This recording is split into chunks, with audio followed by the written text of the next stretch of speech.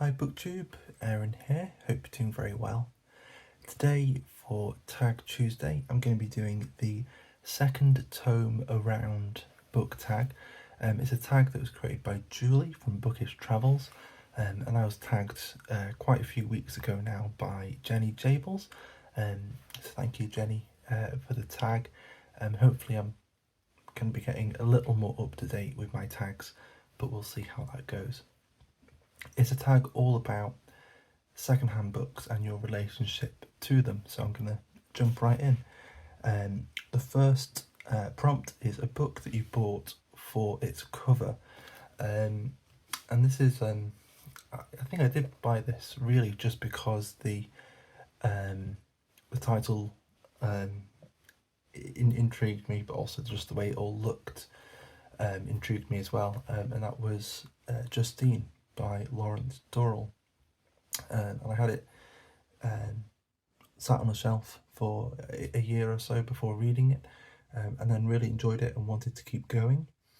I got this from a little secondhand bookshop, sort of bookstall kind of thing, and didn't fancy my chances of finding the rest of the Alexandria Quartet that this is the first part of at that place, and so I went and bought the second book brand new. Luckily they kept the same publisher, Faber and Faber, have kept a kind of similar sort of graphic sort of design to the title, to the cover, and so I didn't feel too bad about getting it new. Although then a few weeks later I was at the same place where I bought Justine, and I found this second book, Balthazar, there in the same edition as this, but didn't pick it up because I already had this, and they didn't have the rest of the Alexandria Quartet. So I've got three of them like this and one like this. So we'll see if I maybe not replace, but get a new copy of Justine to match the other three. Number two is Show Us an Unexpected Find. I couldn't really find one that seemed surprising enough, so I've gone with three. The first one is unexpected because, at least here in the UK, we have a thing where usually at like a supermarket, on the way out there'll be like a charity bookshelf, and you can pick up some books and leave some loose change in a bucket, and it'll go to charity. And usually it's well, it can be all kinds of stuff. Sometimes it's the sort of handbooks of Mice and Men, or Macbeth that you might read as sort of secondary reading when you're at school. Sometimes it's random sort of local self-published material. It could be cookbooks. It could be anything, and it's sort of very rare that I actually find something that seems really interesting there. However, I did manage to find once Middlemarch by George Eliot in one of those little charity shelves at a supermarket, which I was very, very pleased with. But I've got a couple of other situations where I was surprised to find a book, or just the general situation was surprising and interesting. The next, it goes to a similar situation, and it was a phenomenon that really sort of popped up for us in the area where I live around the pandemic, I think, which was converting old phone boxes, the sort of red pillar phone boxes, into little free libraries. And there were two or three within walking distance to where I lived at the time, and it used to be a bit of a ritual that when I saw one, and I had the time, I'd go in and see what there was, and I'd leave books in them as well. And one of the ones that I've still got that I was, again, just really surprised to find was this Bantam edition of The Idiot by Dostoevsky. Still haven't read The Idiot, but I can just remember being really, really surprised to find it there. I think I found some Kafka in one in an edition I don't have anymore. I think I've given that one away now, and things like that.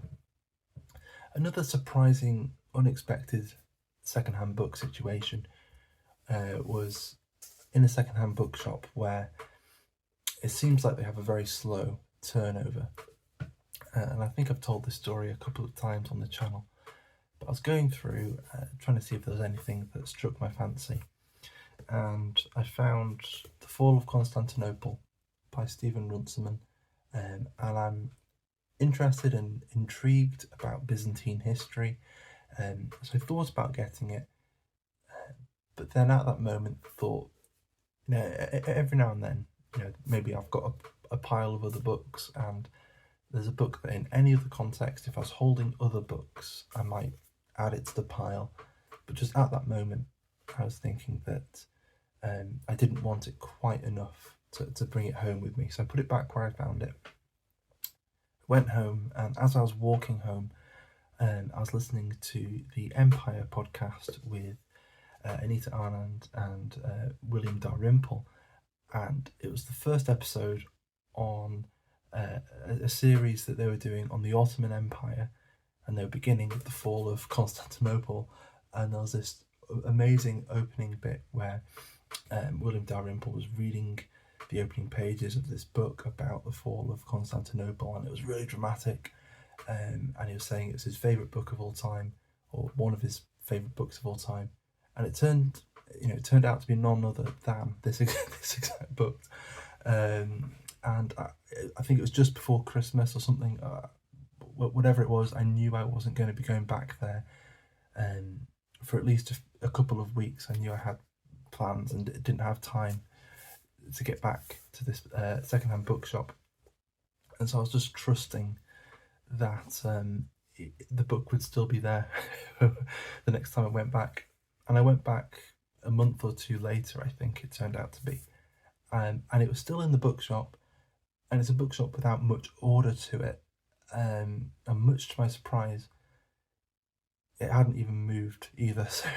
So not only was the book still there, but I very much doubt that anyone else had touched it in like the month or 2 months that I hadn't been there.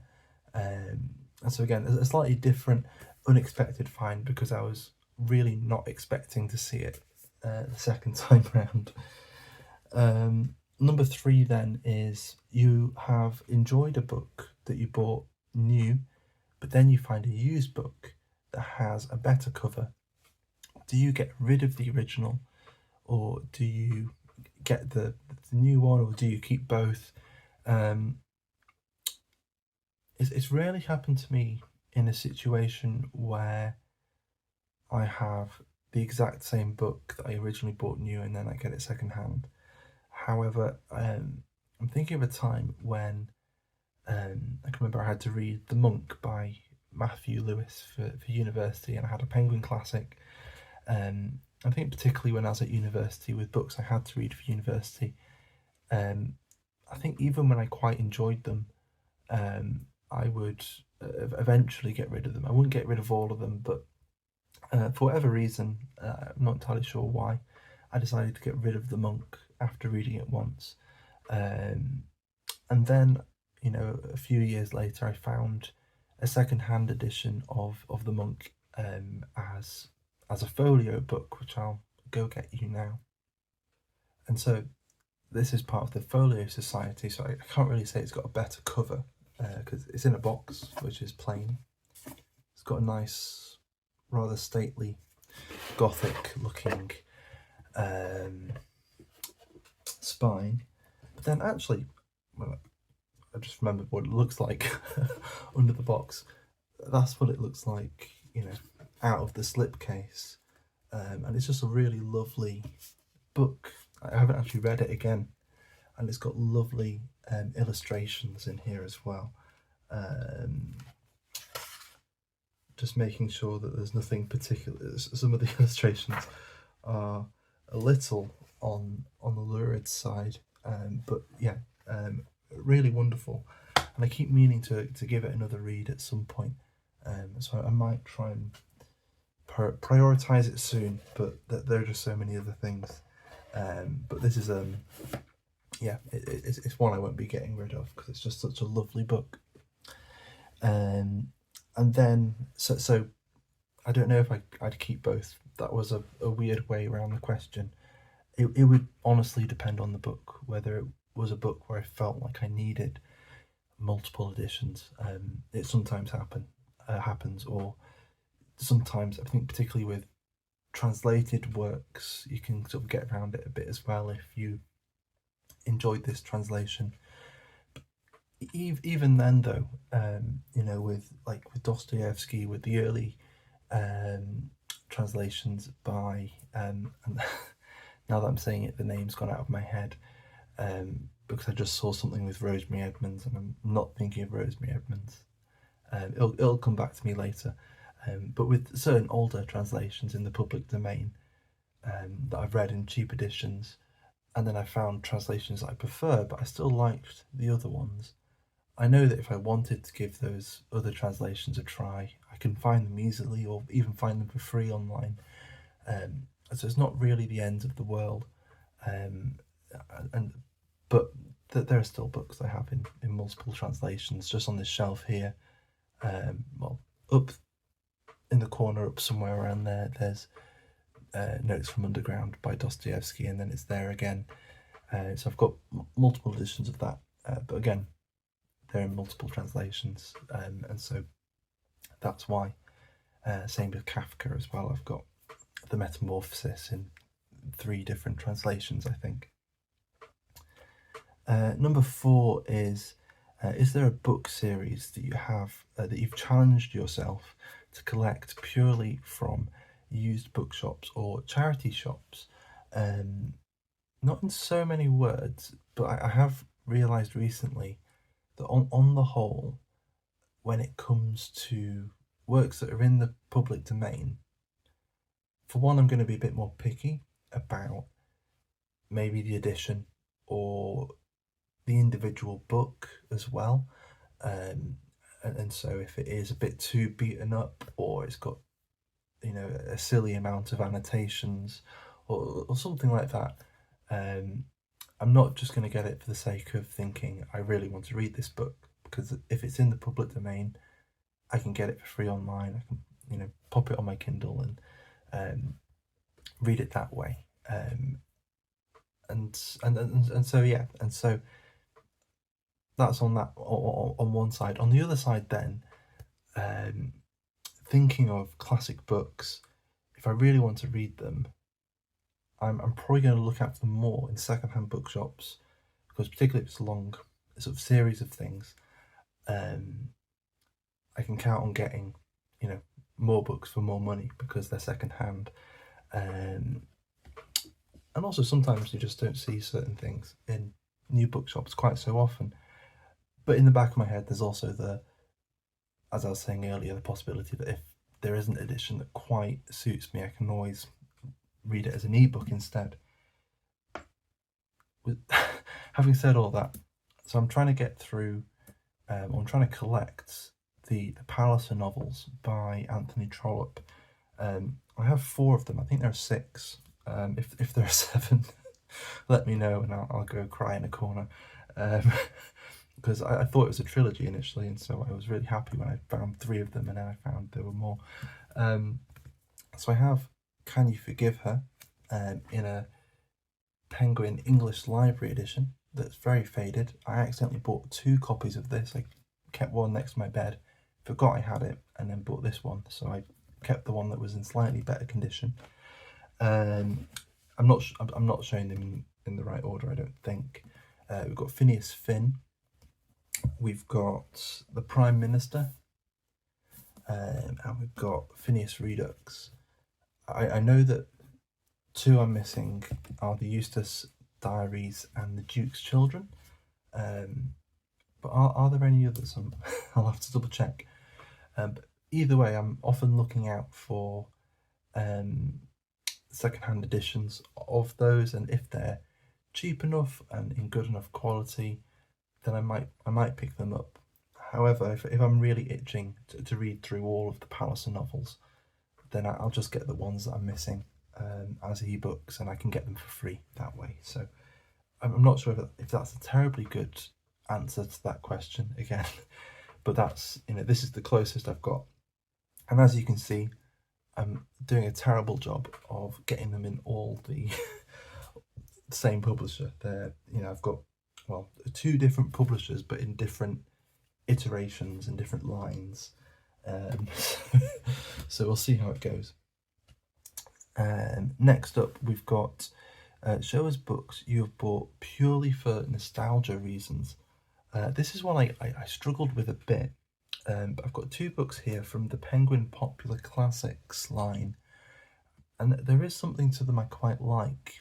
They're not my go-to for classic editions, but I look at them and I feel nostalgic, and I'm not sure whether it's... I think it's probably because my parents had some books in these editions. So I think this one here it's either one that was given to me, or maybe it was...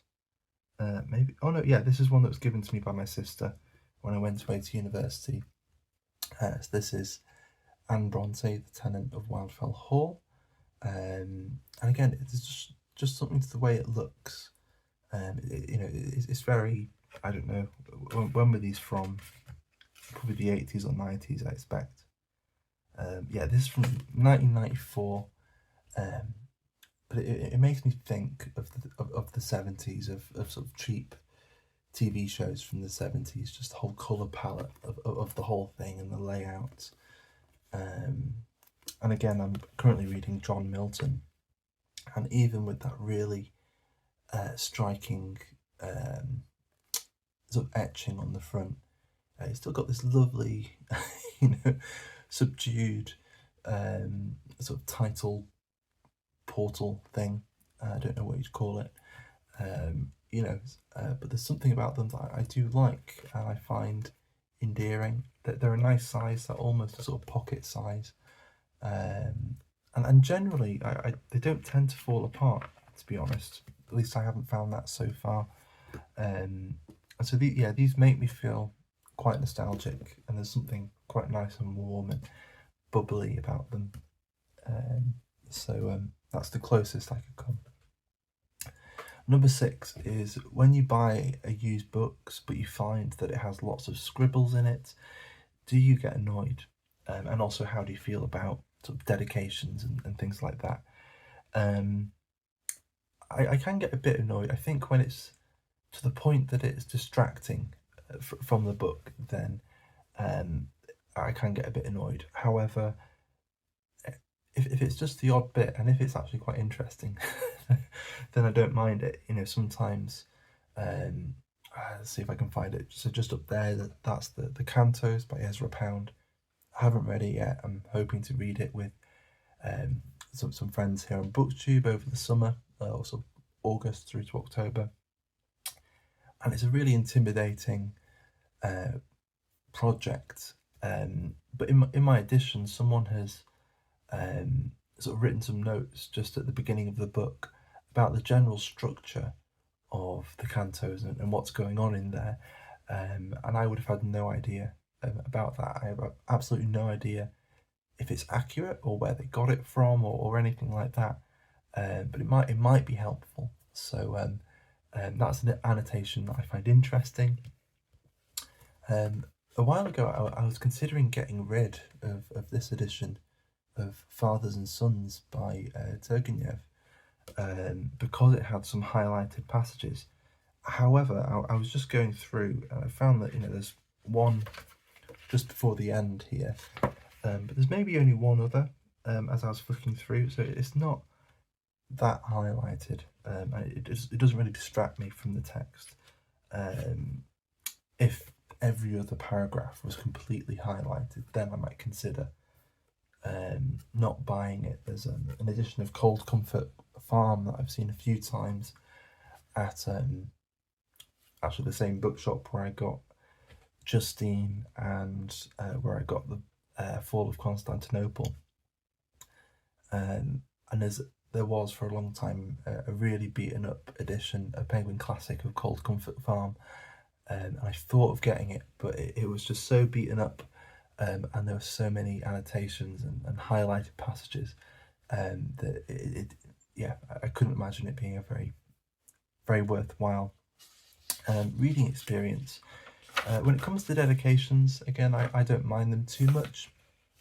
I tend to find them quite endearing. And again, I think I've showed this to you before, but this is Crow by Ted Hughes, a used edition, and it's got a lovely little dedication here. So it says, to David, he may not be such a good poet as you, but I hope you enjoy him. Happy 19th birthday.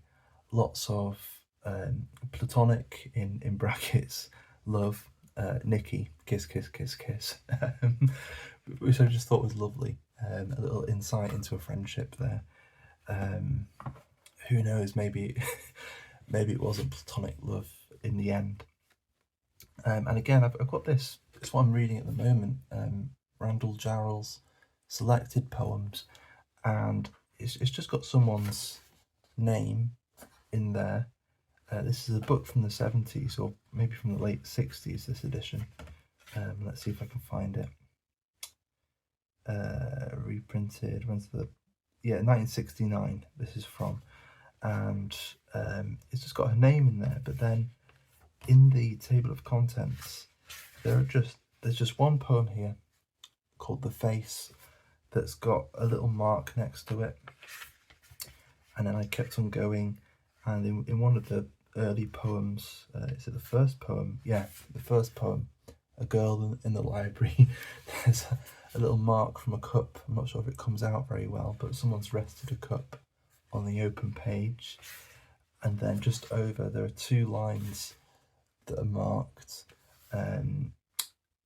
One sees in your blurred eyes the uneasy half soul Kipling saw in dogs. So that's been, is it Jane who owned this book? Yeah, Jane Ganetta. I can't quite work out her. I can't quite work out her surname. But then there's a poem here, The Face, that she'd marked out in the table of contents.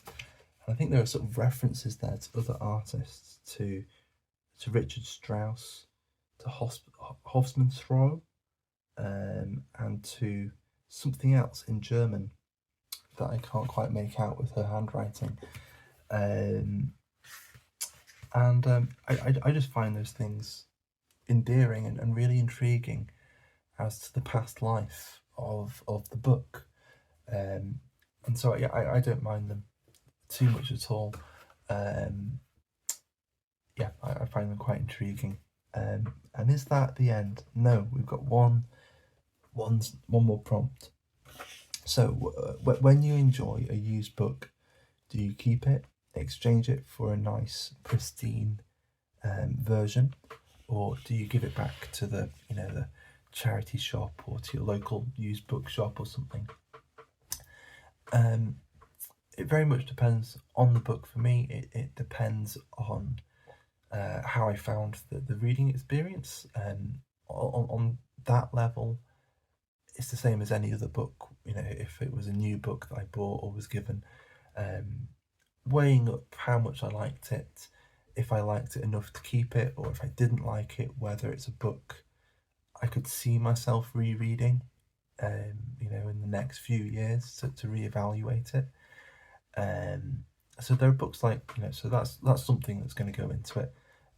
There's also the sort of physical condition of the book, so that again plays more into used books. So I had a used copy of Ulysses by James Joyce that sort of fell apart the first time I read it, and I knew I wanted to reread Ulysses at some point in the future. And so then I bought a brand new sort of Penguin modern classic of Ulysses, so I can reread it again and not worry about losing pages as I make my way through. And so again, yeah, it depends on the book. If I enjoy it, if I can see myself rereading it, and if it's in one piece, then I'm likely going to keep it. If it's falling apart, then it depends on how much is it falling apart. If it's not too bad, I might put it in a little free library or something like that. In the case of that edition of Ulysses, I've actually still got it. It's just hidden away in my in my bedroom because I'm not sure what to do with it. It might just go in the paper recycling at some point, but we'll see. I do often drop off books in charity shops and things, or I sell them online, but not too often, and